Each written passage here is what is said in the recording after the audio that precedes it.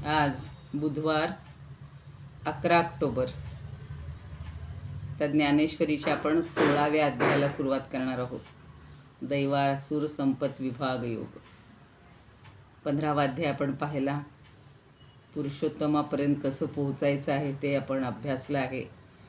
आता त्याच्यासाठी आपल्याजवळ कोणती संपत्ती मिळवायची ते आता आपल्याला ज्ञानदेव आणि भगवंत सांगणार आहेत. तर सुरुवात आज आता 16व्या अध्यायाला करणार आहोत. सर्वांना शुभेच्छा. अलंकापुरी पुण्यभूमी पवित्र, तिथे नांदतो ज्ञानराजा सुपात्र. तया आठविता महापुण्यराशी, नमस्कार साष्टांग श्री ज्ञानेश्वरासी.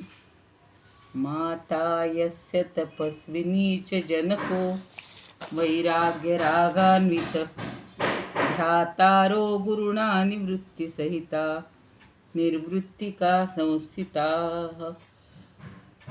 इत्थं साधुकृपान्वितं स्वयमहो ज्ञानामृतेनावृतं, वन्दे तं करुणाकरं प्रभुवरं श्रीसंतज्ञानेश्वरं.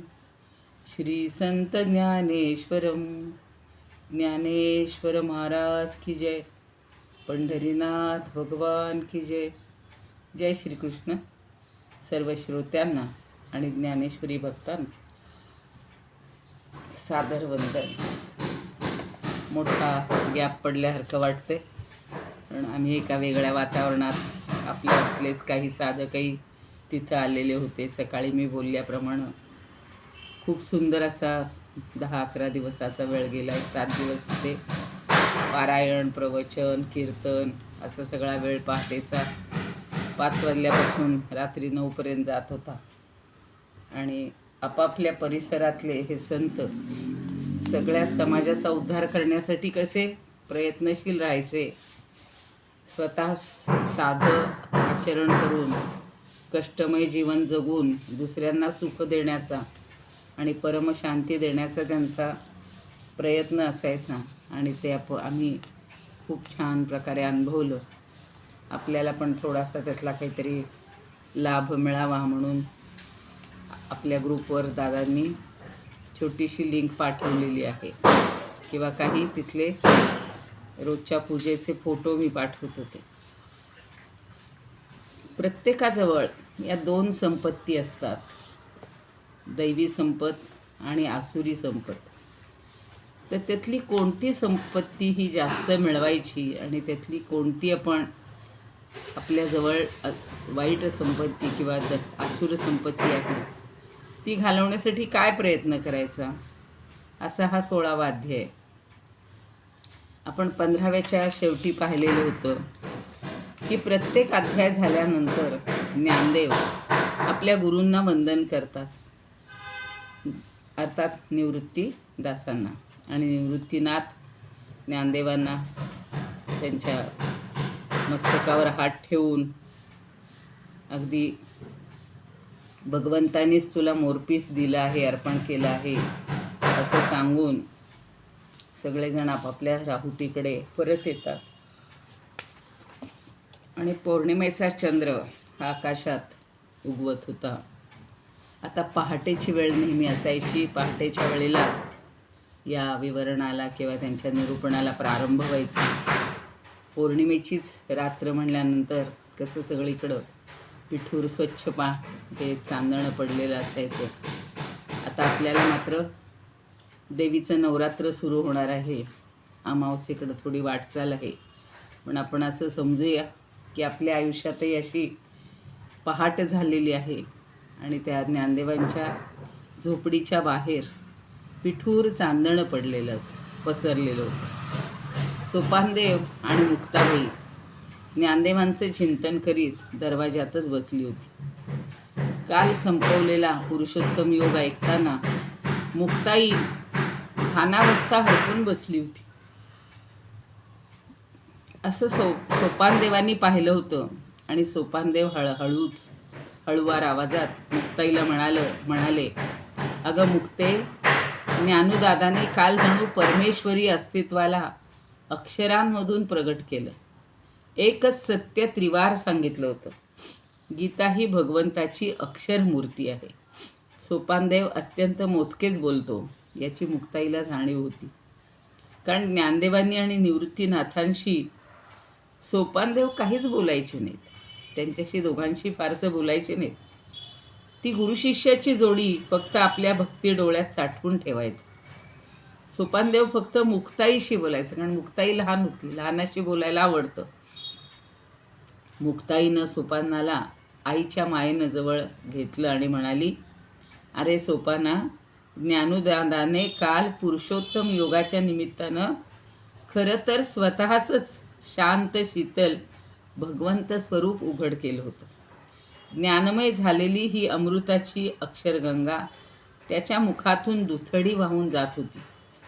आज तो दैवी संपत्ती आणि आसुरी संपत्तीविषयी बोलणार आहे. दैवी संपत्तीचे मूर्त रूप म्हणजे आपला ज्ञानोदादा. प्रत्येक, आता परवाच बोलणं झालं की ज्ञानोबांचं वय किती होतं. 16व्या वर्षी ही ज्ञानदेवी ज्यांनी सांगायला सुरुवात केली. अजून आपण पाहतो की 16व्या वर्षाचे मुलं 10वी पास होतात किंवा 10वीला असतात आणि फक्त आपण जे काही अभ्यास करू, हे करू, दुसरे सांगतील, क्लासमध्ये जातील, तेवढ्याचीच उत्तरं लिहायची, तेवढंच वाचायचं, एवढं वय असतं हे. या वयात स्वतःची प्रतिभा काही मुलांना असू शकते, मुलींना असू शकते, अपवादात्मक काही असतात, पण ज्ञानदेव हे साक्षात भगवंताचंच रूप होतं. आणि जी गीता पूर्वी सांगितलेली आहे, कुरुक्षेत्रावर सांगितलेली आहे, पण ती सर्वसामान्यापर्यंत, प्रत्येकाच्या झोपडीपर्यंत पोचली पाहिजे, म्हणून त्यांची जी आंतरिक ही प्रतिभा आपल्याला अनुभवायला मिळते, तर त्यामुळं ती सांगते ते बरोबर आहे की पुरुषोत्तम म्हणजे साक्षात ज्ञानदेवच आणि दैवी संपत्तीचा मूर्त रूप म्हणजे सुद्धा हे ज्ञानदेवच. आणि मुक्ताईचं बोलणं हे मध्येच थांबलं. मागून आलेल्या ज्ञानदेवांनी मुक्ताईच्या मुखावर आपला उजवा तळवा हळुवारपणे ठेवला आणि मुक्ताई चपापली. असं आपल्याकडं बंद करतो ना आपण, पाठीमागून लिहून लपवतो, तसं त्यांनी केलेलं आहे तिला. आणि ज्ञानदेवांनी मुक्ताईला अगदी जवळ घेतलं. त्या स्पर्शात वडिलांची मृदू भाषा साठलेली आहे. जसं मुक्ताई ही आईच्या रूपात सगळ्यांना भेटत असते, तसं ज्ञानदेवसुद्धा मुक्ताईला ज्या वेळेला असं प्रेमाने जवळ घ्यायचे, त्यावेळेला वडिलांचा भास होत होता आणि ते तिला जाणवलं. ती ज्ञानदेवांच्या कुशीत शिरली. तिचे डोळे अश्रूंनी डबडबले. ज्ञानदेवांनी मुक्ताईच्या चेहऱ्यावरून हात फिरवला. असं बघा, आपण प्रेमाने हात फिरवतात आईवडील, आणि ती म्हणते, ज्ञानदेवा, अरे तू श्रीकृष्ण रूपात होतास तेव्हापासून मी तुला प्रत्यक्ष अनुभवते आहे. हे मानवी रूप घेऊन तू जन्माला आलास आणि मी तुझी लाडकी सुभद्रा पुन्हा तुझ्याजवळ आहे. म्हणजे पूर्वजन्मीचंच रूप आपल्याला पुन्हा मिळत असतं, हे या सगळ्यांच्या रूपातून आपल्याला दिसतं. ज्ञानदेवांनी फक्त मंदस्मित केलं, म्हणाले, सोपाना, तू तर सतत मुक्तेच्या जवळच असतोस. तुझा सहवास या सुभद्रेला मिळतो, मला रे कधी मिळणार? सोपाना चटकन खाली वाकला. ज्ञानदेवांचे चरण घट्ट धरत म्हणाला, ज्ञानूदादा, मी तर तुझी सावली होऊन तुझ्याबरोबर चालत असतो. सावलीला स्वतंत्र अस्तित्वच नसते.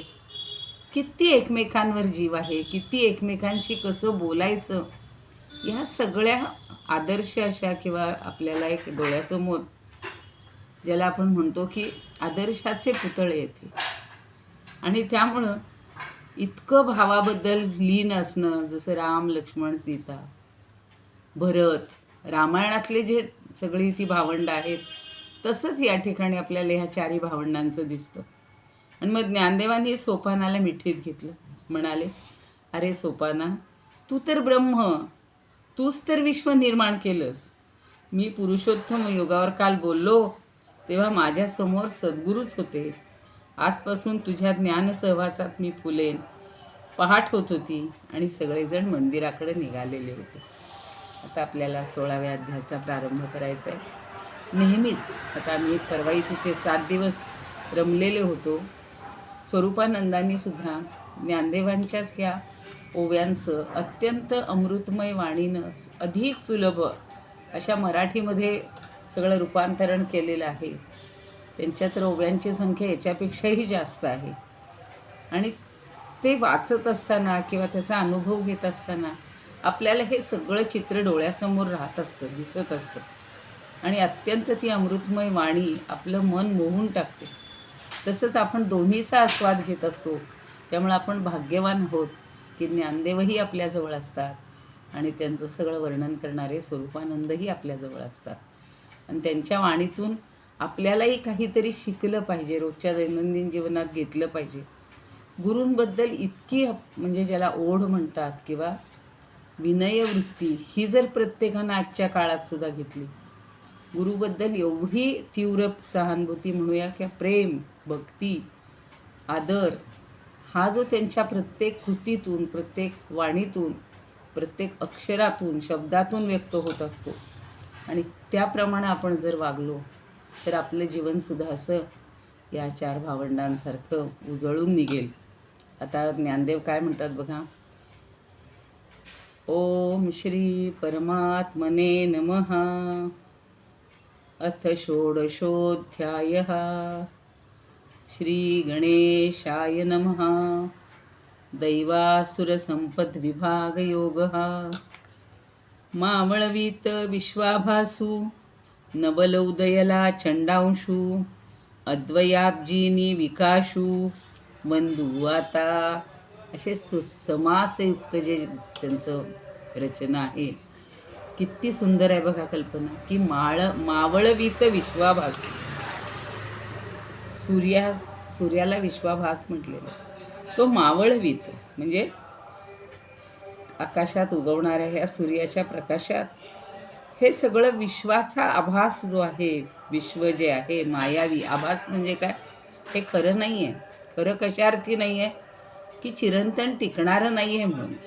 आणि म्हणून त्याचा हा या मायावी हे जे दृश्य आहे ते मायावी विश्व असं दिसायला लागलेलं आहे या सूर्याच्या प्रकाशामध्ये. म्हणून पुढं म्हणले नवल उदयला चंडांशू.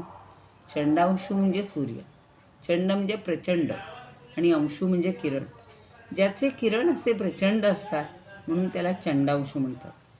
तर या हा चंडांशू उगवल्यानंतर या सूर्यप्रकाशामध्ये हे जे मायावी विश्व आहे हे दिसायला लागतं, म्हणजे कळायला लागतं की हे विश्व मायावी आहे.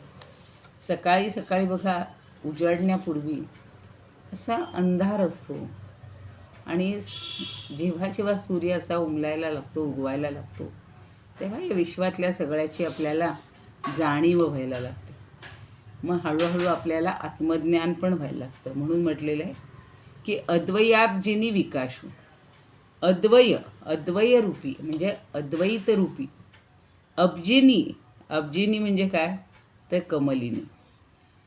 ह्या कमलिनी जे आहेत त्यांचा विकास करणारा, तर भगवंताच्या अस्तित्वाच्या सगळ्या या खाणाखुणा प्रगट करणारा आणि न कोमेजणाऱ्या अशा अद्वैतरूपी कमळांचा विकास करणारा किंवा त्याचं तळं विकसित करणारा आणि त्यामध्ये चैतन्य निर्माण करणारा आणि या कमळाचा सुगंध विश्वभर पसरवणारा असा हा ज्ञानरूपी सूर्य आहे.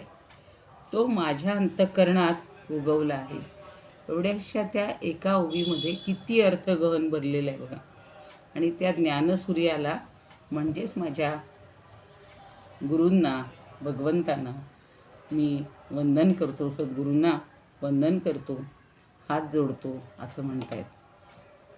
अद्वयाब्जिनी विकाशू वंदू आता. ही अद्वैताची कमळाची तळी विकसित करणारा असा आणि सगळीकडे चैतन्य निर्माण करणारा, सगळ्या कमळांचा सुगंध विश्वात पसरवणारा असा हा सद्गुरूरूपी ज्ञानसूर्य माझ्या अंतःकरणात उगवला आहे. आणि त्या ज्ञानसूर्याला म्हणजेच निवृत्तीनाथांना मी मनापासून वंदन करतो. आपल्याला ज्या वेळेला हा ज्ञानसूर्य उगवलेला दिसेल, म्हणजेच ज्ञानाचा जेव्हा उदय होईल आपल्या अंतःकरणामध्ये, त्यावेळेला हे विश्व हे आभासमय आहे. मायामय आहे हे लक्षात येतं. आणि ते लक्षात आल्यानंतर आपल्या मनातला सगळा अंधार किंवा आपलं सगळं अज्ञान हे दूर झाल्यानंतर अद्वैतरूपी कमळाचा विकास होतो. म्हणजेच काय हो, की अद्वैत आपलं द्वैत संपतं आणि अद्वैत उदयाला येतं. अजून तू मी हे जे सगळं चालतं आपल्या जीवनामध्ये हे संपून टाकलं पाहिजे. त्याच्यासाठी या भगवंतावर इतकी अढळ अशी श्रद्धा पाहिजे की ते आपल्यालासुद्धा हा भगवंत किंवा आपला जो कोणी गुरु असेल, अर्थात गुरु हे परमात्म्याला उद्देशून पण म्हणलेलं आहे. कारण म्हणून म्हटलेलं आहे बघा, गीत आहे, गुरु परमात्मा परेषु ऐसा ज्याचा दृढ विश्वासू, गुरु परमात्मा परेषु. असं आपल्याला सद्गुरू लाभणं आणि त्यांच्या कृपेखाली आपल्याला ज्ञानाचा उदय होणं, मग आपलं सगळं अज्ञान अद्वैत हे विकसित होणं किंवा अज्ञान दूर होणं, हे सगळं ज्ञानदेवांनी अनुभवलेलं आहे. आणि त्यामुळं ते प्रथम गुरूंना वंदन करतात. पुन्हा बघा पहिली ओळी, मावळवीत विश्वाभासू नवल उदयला चंडांशू, अद्वयाब्जिनी विकाशू वंदू आता. म्हणून त्यांना ते वंदन करतात. पुढे, जो अविद्या राती रुसोनिया, गिळी ज्ञाना ज्ञान चांदणिया, जो सुदीनू करी ज्ञानिया स्वबोधाचा. ते सांगतायत की जो म्हणजे हा गुरु, अविद्या राती रुसोनिया. हा सूर्य काय करतो, तर अविद्येचा आणि अज्ञानाचा जो अंधार आहे किंवा काळोख आहे तो सगळा रुसोनिया म्हणजे तो नष्ट करून टाकतो. आणि गिळी ज्ञान चांदणिया, आणि ज्ञान आणि अज्ञानाची भुरळ पाडणारं जे चांदण आहे ते सुद्धा तो गिळून टाकतो. म्हणजेच आपल्या मोहमयी चांदण्याचा लोप करतो आणि अद्वैत ज्ञानाची कधीही न मावळणारी सुंदर अशी पहाट तो आपल्या आयुष्यात आणतो. आणि अशा सच्चिच्छाच्या अप्रतिम आयुष्यात ती पहाट उमलवितो. गुरूंचं कार्य काय आहे म्हणून तो श्लोक बघा, परवाई तिथं कोणीतरी म्हणून दाखवला होता, अज्ञानतिमिरांधस्य ज्ञानांजनशलाकया चक्षुरुन्मीलितं येन तस्मै श्री गुरवे नमः. म्हणजे अज्ञानरूपी अंधकार जो आहे तो दूर करून ज्ञानांजनरूपी जे ज्ञानांदनाच्या काडीनं ज्यांना आपले डोळे उघडलेले आहेत, नाही तर आपले डोळे हे मिटल्यासारखेच असतात अज्ञानामुळं, तर ते मिटलेले डोळे उघडणारा असा हा गुरु असतो. आणि तो या मोहमयी चांदण्याचा लोप करतो. किती सुंदर दिले बघा, गिळी ज्ञान चांदणिया. एरवी चांदण आपल्याला मोहमयच असते की नाही, हवंसंच वाटतं की नाही, पाहावंसंच वाटतं की नाही. आता बरोबर अश्विन महिना सुरू होईल, पौर्णिमा, कोजागिरी पौर्णिमेकडे आपण वाटचाल करणार आहोत 2-3 दिवसांनी. म्हणजे अश्विन उजाडला की हळूहळू कोजागिरीची चाहूल लागते. तर हे जे चांदण असतं, टिपूर चांदण असतं, ते आपल्याला मोहात टाकत असतं आणि या मोहमयी चांदण्याचा जो लोप करतो. आणि चांदणं जरी आवडत असलं तरी मोहाचं चांदणं नको आहे, किंवा अद्वैत ज्ञानाची कधीही न मावळणारी अशी सुंदर पहाट जो निर्माण करतो, शिष्याच्या आयुष्यात आणतो, त्या गुरूंमुळं आपल्याला हा आत्मबोध होत असतो. आत्मबोध म्हणजे आत्मज्ञान. आणि ते झालं म्हणून स्वबोध शब्द वापरलेला, स्वबोधाचा.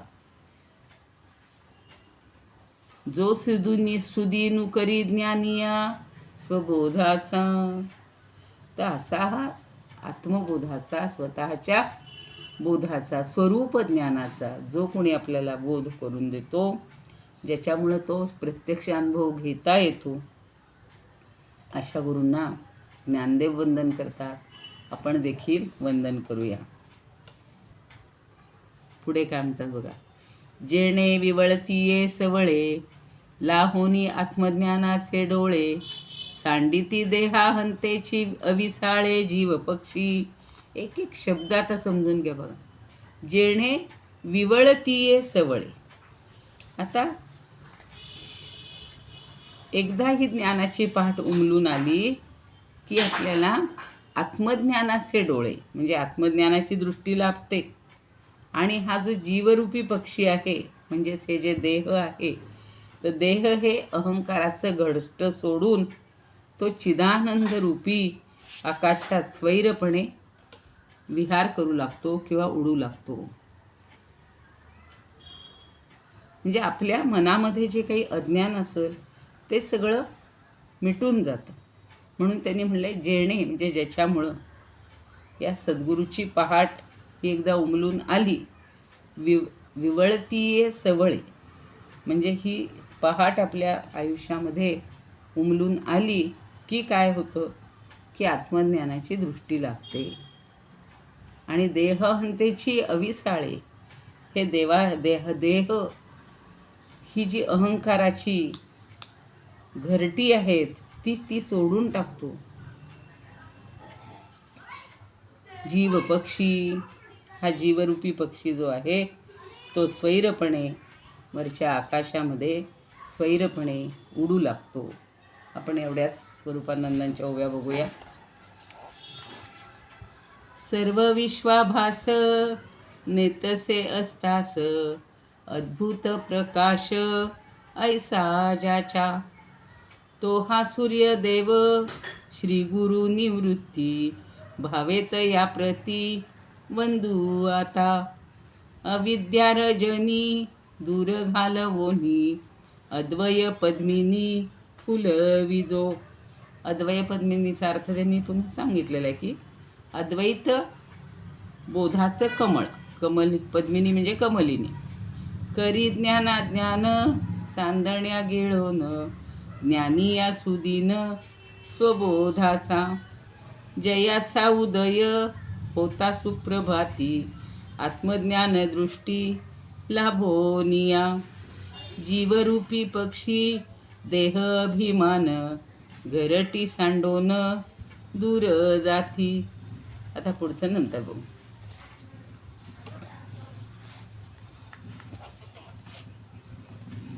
लिंगदेह कमळाच्या पोटी वेचतये चिद्भ्रमराचा.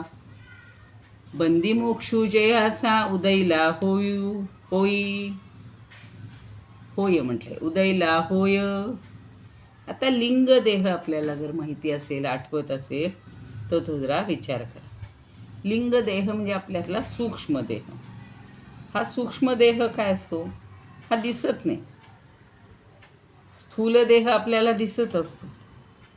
आणि मग ज्ञानाचा प्रकाश पडला किंवा ज्ञानसूर्याचा उजेड झाला की लिंगदेहरूपी कमळ देहात ते त्यांनी म्हटलेलं आहे बघा.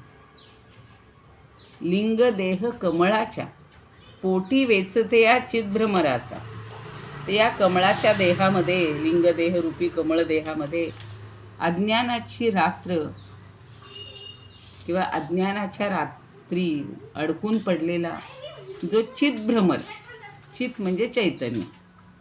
भ्रमर आता कसा असतो तुम्हाला गोष्टी माहिती असतील की रात्रीच्या वेळेला त्या कमलिनीच्या मोहात म्हणजे सुगंधाच्या मोहानं जातो कमलिनीजवळ आणि तिचा आस्वाद घेत असताना सुगंधाचा मधाचा आस्वाद घेत असताना एकदम संध्याकाळ होते आणि ते कमळ मिटलं जातं की तो भुंगा त्यातच भ्रमर त्यातच अडकून पडतो. म्हणून एक छान आहे बघा असं संस्कृतमध्ये सुभाषित आहे. शेवटची ओळ फक्त सांगते. हा हंत हंत नलिनी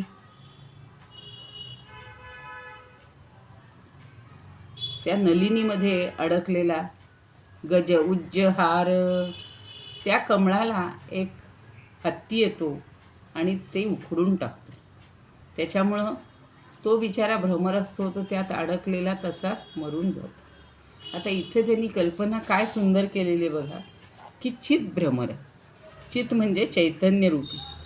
चैतन्यरूपी हा जो भ्रमर आहे हा मोकळा होतो. कशामुळं आपल्याला ज्ञान झाल्यामुळं लिंग देहरूपी कमळात अडकलेला आणि अज्ञानाच्या रात्री अडकून पडलेला हा चितभ्रमर आहे. हा ज्ञान झालं की मोकळा होतो आणि मग त्याची या आंधळ्या देहभावनेच्या मगरमिठीतून सुटका होते. म्हणून म्हटलं त्याला बंदी मोक्षी जयाला उदयला होय पोटी वेचते या चितभ्रमराचा बंदी मोक्षू जयाचा उदयला होय. जो बंधनात पडलेला आहे त्याची आता मुक्तता होते, सुटका होते. म्हणजे ही आंधळी देहभावना असते आणि ती आंधळी देहभावना आपली कमी झाली की मग हा चैतन्यरूपी भ्रमर हा मुक्त होतो. म्हणजे आपलं जे चैतन्य आहे ते व्यक्त होतं. आपल्याला लक्षात येतं की आपल्या अंतरात्म्यामध्ये हे चैतन्य लपून बसलेलं आहे, दडून बसलेलं आहे. आणि त्यामुळं आपलं अज्ञान दूर होणं हे महत्त्वाचं असतं. पुढं काय म्हणतात बघा, भेदाभेद.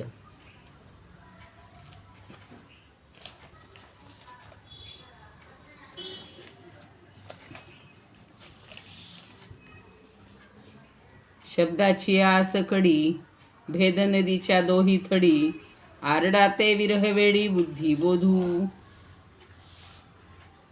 आता शब्दाची आसखडी भेदभेदीच्या दोही थडी, हा जो सगळा भेदाभेद असतो हा भेदाभेदरूपी द्वैती नदीच्या दोन्ही तीरावर, आसखडी म्हणजे दोन्ही तीरावर बुद्धी आणि यथार्थ बोधरूपी चक्रवाक पक्ष्यांची जोडी ही विरह व्याकुळ होऊन अक्षरशः वेडे होऊन अनादी काळापासून ओरडत फिरत आहे. आणि ते दोघेही शब्दांच्या भिन्नार्थ प्रगट करणाऱ्या छटांच्या अडचणीत सापडल्यामुळं त्यांचा खरं तर वियोग झालेला आहे. तर ही कल्पना थोडी समजून घ्या. चक्रवाक पक्षी जे असतात त्यांना एक असा शाप मिळालेला की रात्रीच्या वेळी तुमचा विरह होईल. आणि म्हणून जणू काही रात्ररूपी पडदा त्या दोघांच्या जीवनात येत असतो आणि ते एकमेकाला रात्रभर साथ घालत बसतात. आणि पहाट झाली की तो पडदा गळून पडतो आणि ते दोघं एकमेकांना भेटत असतात. अशी एक कवी कल्पना आहे म्हणा, किंवा व्यवहारात तसं घडत असावं. म्हणून इथे त्यांनी छान म्हटलेलं आहे की शब्दाची या आसकडी भेद नदीच्या दोही थोडी. आता आपण काय, आपण एक त्या याच्यासारखेच आहोत, चक्रवाकासारखेच आहोत. आपल्या मनामध्ये भेद निर्माण असतो. म्हणून भेद नदीच्या दोही थडी, दोन किनाऱ्यावर, एक त्या किनाऱ्यावर आहे, एक या किनाऱ्यावर आहे. आणि आरडाते विरह वेळी, आपण सुद्धा असाच विरहामुळं, चैतन्याच्या विरहामुळं नुसता असा क्रोश करत असतो. म्हणून आरडाते म्हणलेलं आहे त्यांनी, ओरडतो. तर ही जी सतत साद घालण्याची पद्धत आहे चक्रवाक पक्ष्यांची, ते विरह व्याकुळ झाल्यामुळं अक्षरशः वेडे होतात आणि ते अनादी काळापासून ओरडत आहेत, फिरत आहेत. म्हणजेच ते दोघंही शब्दांच्या भिन्नार्थ प्रगट करणाऱ्या या छटांच्या अडचणीत सापडल्यामुळं खरं तर त्यांचा वियोग झाला आहे. मूळ जे चैतन्य आहे ते आपल्याला सापडलेलं नसतं, आढळलेलं नसतं. आपण आयुष्यभर प्रत्येकामध्ये भेदच पाहत असतो. म्हणून ही भेदाभेदाची ही द्वैत नदी आहे आणि तिच्या दोन्ही तीरावर बुद्धी आणि यथार्थ ज्ञानरूपी चक्रवाक पक्ष्यांची जोडी, अशी ही विरह व्याकुळ झालेली असते. म्हणजे ती बुद्धी आणि यथार्थ बोध, ज्ञान, बुद्धी एक चक्रवाक आणि यथार्थ बोध हा दुसरी चक्रवाकी किंवा त्या दोहोंची जोडी आहे, अशी कल्पना केली. आणि ते अक्षरशः एकमेकाला आरडत असतात, म्हणजे साद घालत असतात. म्हणजे अनादी काळापासून एकमेकाला बोलवत आहेत. पण या दोहोंची गाठ कधी पडते हो? जेव्हा आपल्याला ज्ञान होतं तेव्हा हा वियोग त्यांचा संपतो. आता हा वियोग कसा संपतो? तर या शब्दांच्या भिन्न अर्थ प्रगट करणाऱ्या ज्या छटा आहेत त्या अडचणीत सापडलेल्या. अजून आपल्याला शब्दांचं ज्ञानच, म्हणजे ते आपण शाब्दिक ज्ञानातच अडकलेले असतो. आणि म्हणून त्याचं ज्ञान जेव्हा खरं होईल, हा चक्रवाक म्हणजे काय, तर ही एक बुद्धी. दुसरा चक्रवाक म्हणजे काय, तर ज्ञान. आणि ही दोन्ही जोडी ही अशी एकमेकाला साथ घालत असते आणि कधीतरी त्यांची भेट होणार. कधी होणार, तर जशी ज्ञानाची पहाड झाल्यानंतर. अशी एक कल्पना लक्षात ठेवा.